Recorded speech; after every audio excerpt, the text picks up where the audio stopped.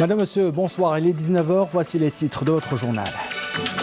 Le chef de l'État, Abdelkader Ben Salah, adresse un message aux participants au 5e sommet des chefs d'État et de gouvernement au Forum des pays exportateurs de gaz, abrité par la capitale de la Guinée équatoriale. Il est représenté par le ministre de l'Énergie, Mohamed Arkeb. Les détails dans ce journal.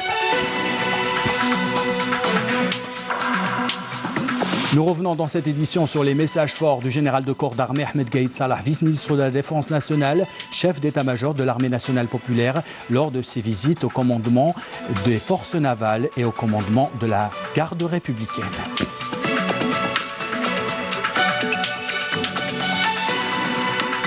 Condamnation unanime des instances officielles, partis politiques, organisations et associations en Algérie de la résolution du Parlement de l'Union européenne sur la situation des libertés en Algérie. Nous écouterons dans ce journal la réaction de la classe politique algérienne, la réaction des citoyens, mais également celle de représentants d'instances internationales. Voilà pour les titres. Bienvenue à tous. Le chef de l'État, Abdelkader Ben Salah, a adressé un message aux participants au 5e sommet des chefs d'État et de gouvernement du Forum des pays exportateurs de gaz, abrité par la capitale de la Guinée équatoriale, Malabo. Lu en son nom par le ministre de l'Énergie, Mohamed Arkeb, le chef de l'État a affirmé que le Forum des pays exportateurs de gaz est devenu aujourd'hui une organisation gouvernementale internationale connue et reconnue, ajoutant qu'il y a 3 objectifs qui mériteraient l'attention de tous. Le premier objectif est la garantie de l'élargissement de la participation à ce forum à d'autres pays, notamment les pays africains qui sont aujourd'hui en voie de devenir des pays exportateurs de gaz naturel. Deuxième objectif, l'exploration des voies et moyens à même de garantir une place privilégiée au gaz naturel dans la balance énergétique mondiale et sa valorisation au niveau des marchés mondiaux. Car, ajoute le chef de l'État, le gaz naturel a un avenir prometteur en tant que source d'énergie disponible et accessible, tout en permettant de respecter l'environnement au même titre que les énergies renouvelables. Troisième objectif est de créer de façon accélérée et efficace un centre de recherche sur le gaz affilié au Forum des pays exportateurs de gaz et dont le siège sera établi en Algérie.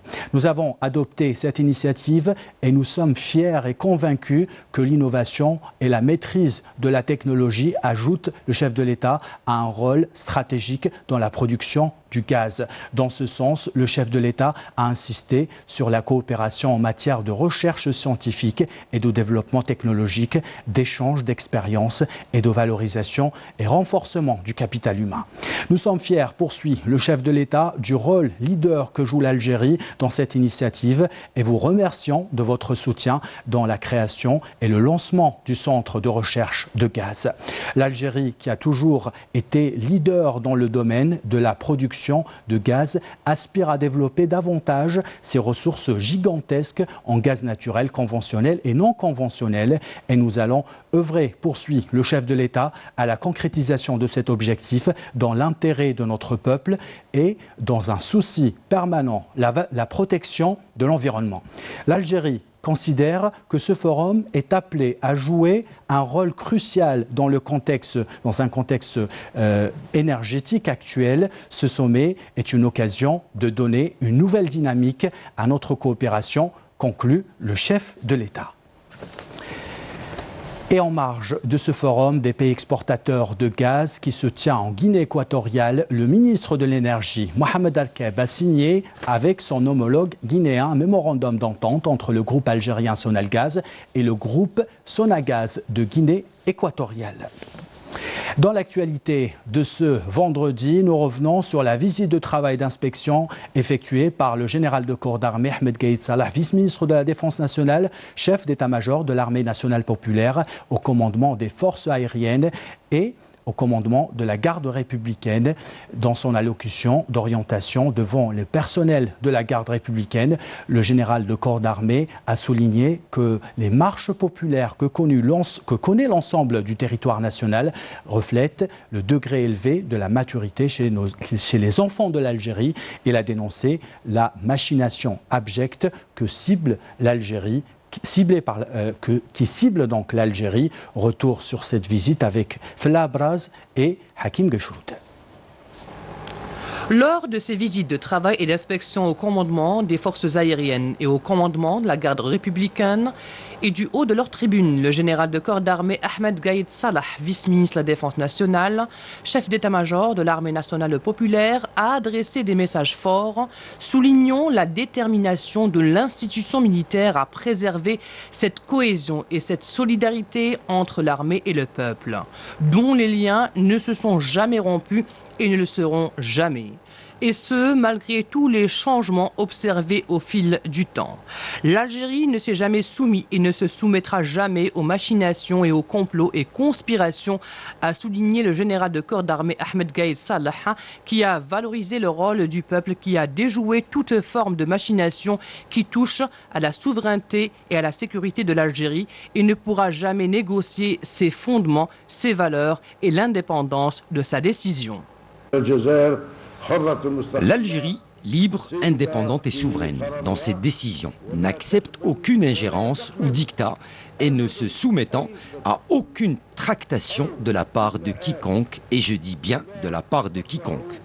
Ce peuple vaillant déjouera les tentatives de cette bande qui, après avoir échoué dans tous ses desseins, fait recours à des parties extérieures, notamment celles connues par leur profonde haine historique et qui ne veut pas le bien de l'Algérie et de son peuple.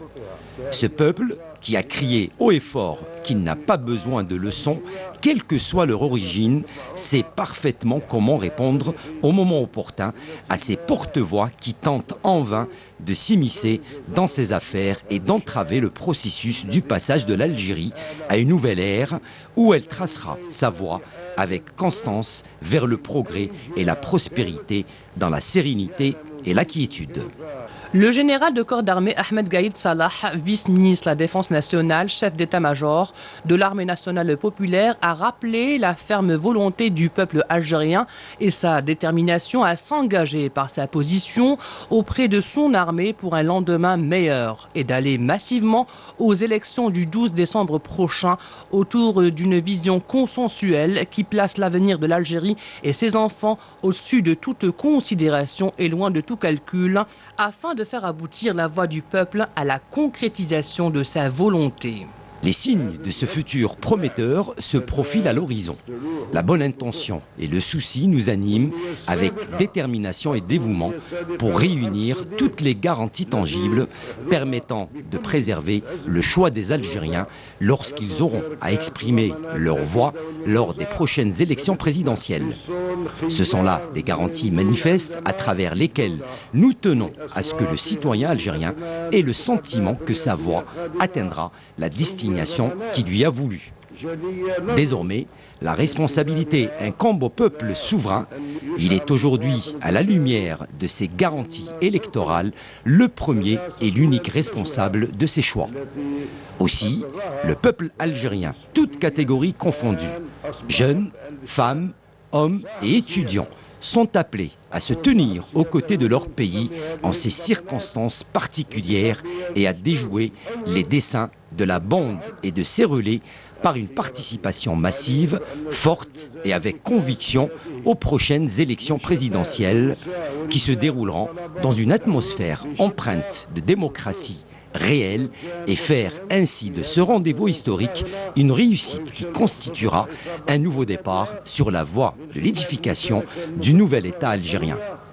Ceci ne peut se réaliser qu'à travers la participation de cette importante échéance nationale en choisissant parmi les 5 candidats l'homme le plus apte à diriger l'Algérie et son peuple qui possède la compétence qui lui permet de hisser l'Algérie vers le développement et le progrès dans tous les domaines. Les marches pacifiques de notre peuple en rang serré pour soutenir le processus électoral accompagnant l'armée nationale populaire et ce pour la concrétisation de leurs attentes légitimes reflètent la conscience et la maturité chez les enfants de l'Algérie qui rejettent toute forme de machination contre son pays. J'ai eu à mettre en garde auparavant, dans mes précédentes interventions, contre une machination abjecte qui cible l'Algérie. Nous avons réussi, grâce à Allah, à la déceler et à avorter le complot que tramaient la bande et les ennemis de l'Algérie.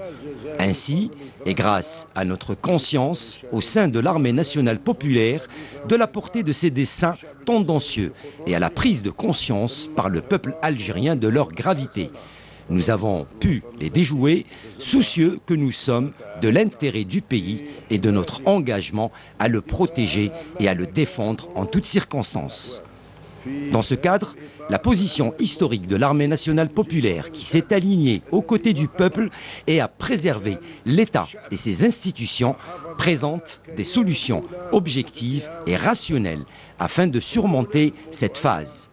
N'a pas été du goût des ennemis de l'Algérie à l'extérieur et à leur relais à l'intérieur.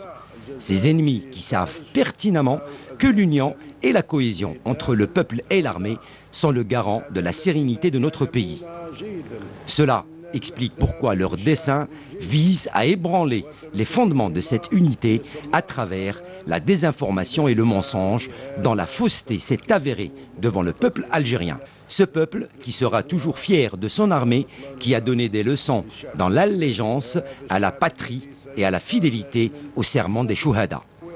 Dans ce sillage, je réaffirme une fois encore le haut commandement de l'armée nationale populaire qui s'est engagé devant Allah, la patrie et l'histoire, n'a aucune autre ambition que de veiller à la quiétude et à la sérénité des Algériens et à préserver la sécurité, la stabilité et la fierté de l'Algérie face à l'instigation des ennemis et de ses conspirateurs.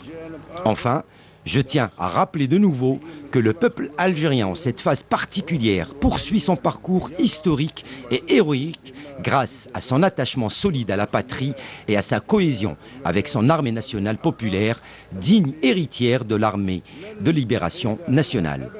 Les signes de la sortie de la phase actuelle se profilent à l'horizon et les desseins tramés contre l'Algérie sont déjoués. De même, les ennemis de l'Algérie et ceux qui lui vouent la haine et conspirent contre son peuple essuieront un échec cuisant. Ils seront à jamais entachés de déshonneur et d'opprobre, preuve de leur abandon de la patrie et du peuple, et les générations à venir connaîtront ces faits génération après génération. La préservation des intérêts du pays prime sur toute autre considération, a souligné le général de corps d'armée Ahmed Gaïd Salah, vice-ministre de la Défense nationale, chef d'état-major de l'armée nationale populaire. C'est un engagement pour assurer et garantir la quiétude des Algériens et la sécurité de l'Algérie face à tout complot et toute tentative de déstabilisation. Et conformément au commandement de l'armée nationale populaire et dans le cadre de la prise en charge médicale périodique des zones enclavées, des équipes médicales sont envoyées au chevet des habitants des zones enclavées de Ain Salah et de Tessim Silt. Le point avec Jazia Bayou. La campagne de prise en charge médicale militaire se poursuit dans les zones enclavées pour venir en aide aux habitants des régions les plus reculées, afin de leur prodiguer les soins nécessaires dont ils ont besoin. Au niveau de Ain Salah, la 6e région militaire, une campagne de prise en charge médicale a été organisée au profit des habitants des 2 régions, d'Amguid et Ain el-Kahla. La campagne est menée par des équipes médicales professionnelles. Plusieurs enfants ont été vaccinés, des femmes enceintes également, à titre préventif, afin d'éviter certaines maladies transmissibles. Même campagne médicale menée cette fois-ci à Tessim Silt, 2e région militaire où des équipes médicales se sont dépêchées sur les lieux les plus reculés pour apporter aide et assistance médicale aux habitants de la commune de l'Ayoun, de la circonscription de Tniyat el-Had, Selmana, Mqisba et El-Qattar. Cette campagne de prise en charge médicale a été assurée par une équipe professionnelle qui a prodigué des soins au profit de personnes, toutes tranches d'âge confondues. Cette campagne médicale, qui se poursuivra dans d'autres zones enclavées, est saluée par les habitants de ces régions. لمواتكم لخياتكم اللي راهم يطلعوا عليكم الله يحفظهم الله يحفظ البلاد وتساكم ان شاء الله. Large condamnation de la résolution du Parlement européen sur la situation des libertés en Algérie. Plusieurs instances officielles, partis politiques, organisations et associations nationales ont dénoncé vigoureusement cette résolution.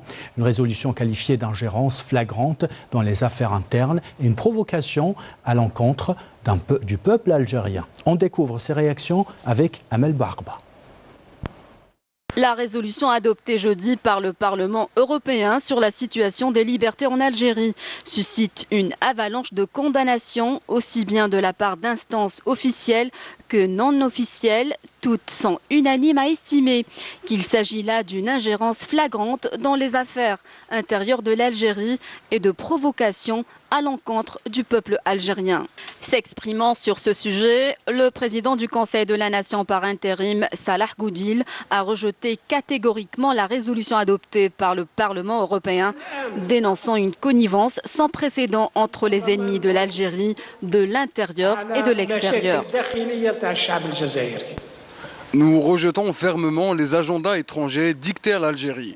Je tiens à souligner l'indépendance de la décision politique de l'Algérie et j'appelle le peuple algérien à donner au monde une leçon à travers sa participation massive à l'élection présidentielle du 12 décembre prochain.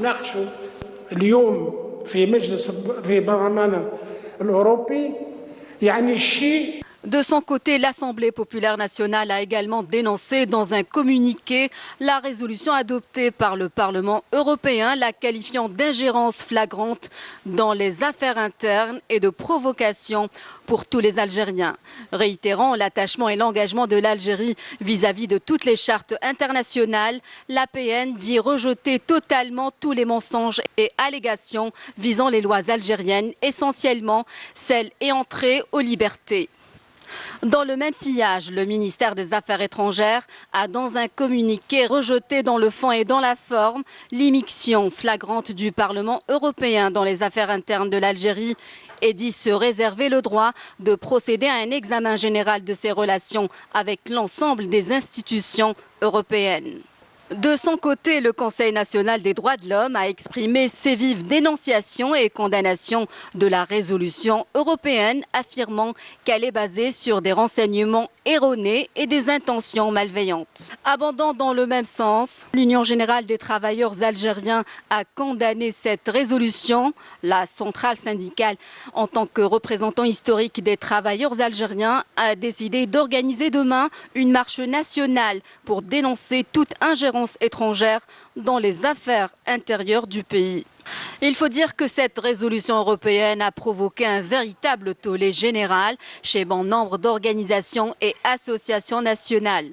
L'Union nationale des femmes algériennes a fermement rejeté cette résolution et toute ingérence étrangère. Même réaction de la part de l'Union nationale des paysans algériens qui apporte son soutien aux efforts de l'armée nationale populaire qui accompagne le peuple et œuvre à préserver la sécurité du territoire national. Dans la même optique, l'Organisation nationale des enfants des Moudjahidines a appelé le peuple algérien à aller massivement aux urnes pour choisir un président de la République le 12 décembre prochain.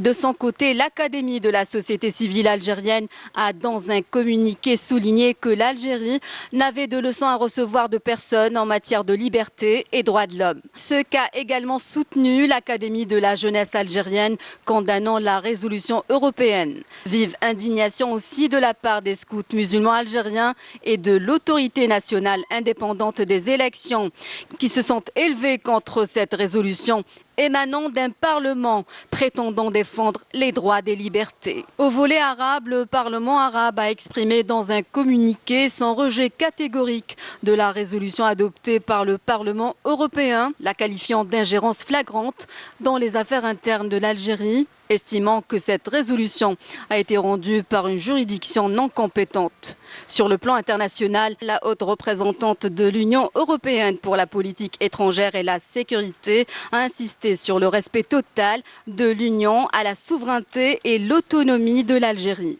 Elle a estimé que l'Algérie est non seulement un pays voisin, mais aussi un partenaire politique et économique de qualité. condamnant l'ingérence étrangère dans les affaires intérieures de l'Algérie.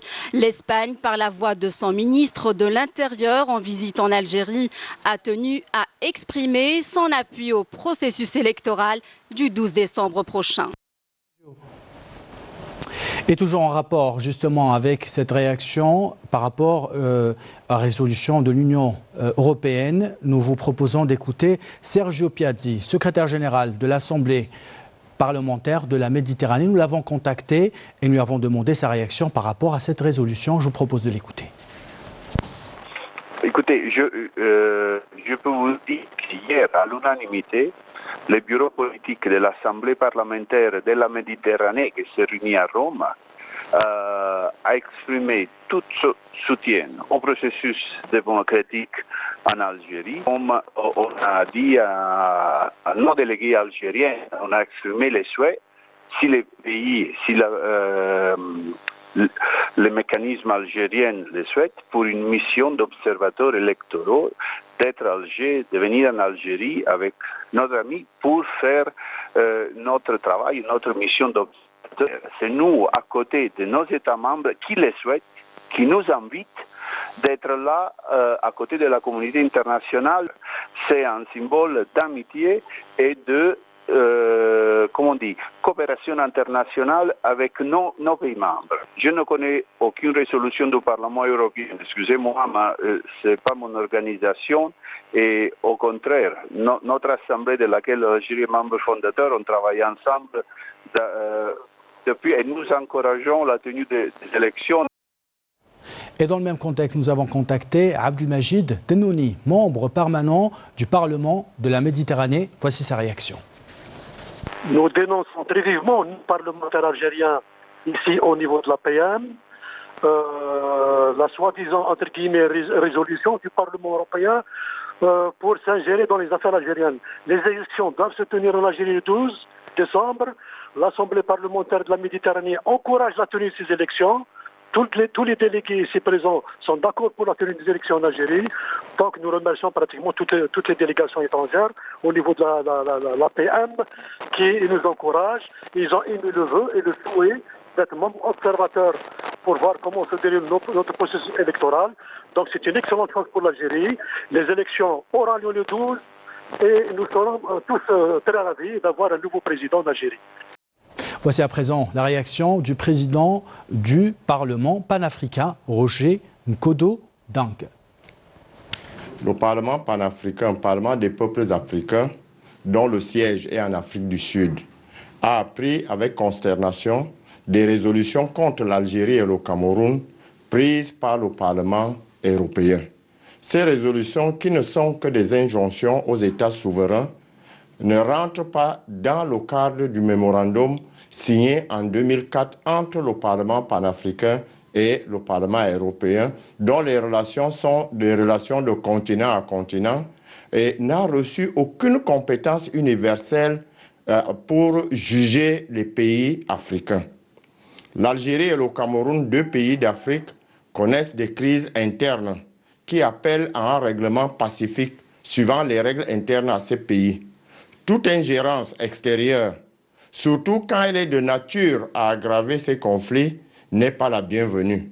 Or, le Parlement européen, depuis un certain temps, s'illustre par des injonctions négatives adressées aux États souverains sans écouter les partis.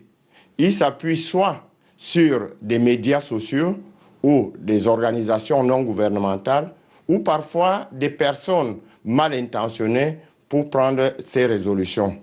Dans le cadre de la recherche de la paix, le Parlement panafricain condamne des résolutions prises par le Parlement européen contre l'Algérie et le Cameroun et soutient fermement des processus électoraux en cours en Algérie pour l'élection présidentielle du 12 décembre 2019 et au Cameroun pour le double scrutin des législatives et municipales du 9 février 2020.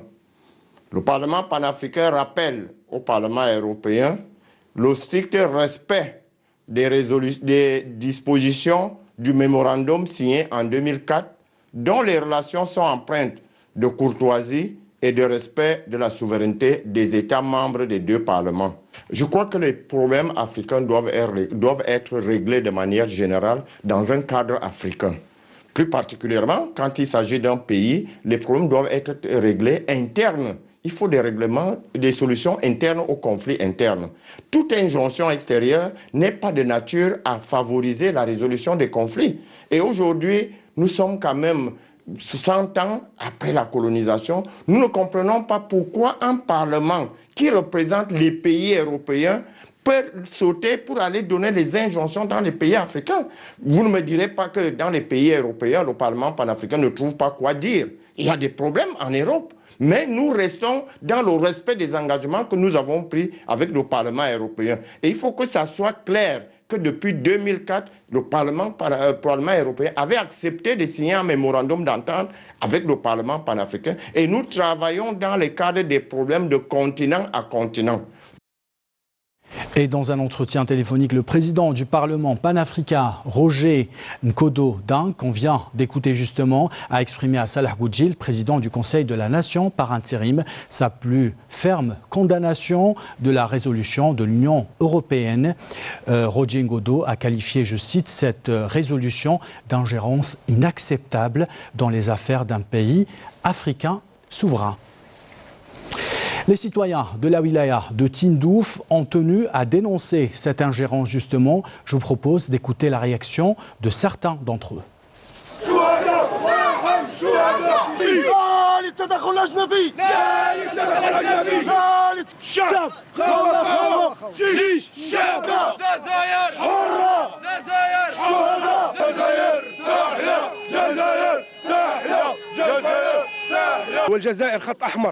الجزائر شهداء، تحيا الجزائر، تحيا الجزائر، لا للتدخل أجنبي، لا للتدخل أجنبي. احنا وقفنا اليوم هذه وقفة تنديد ضد قرارات اللي تاخذها البرلمان الأوروبي، تدخل في الشؤون الجزائرية الداخلية، خط أحمر.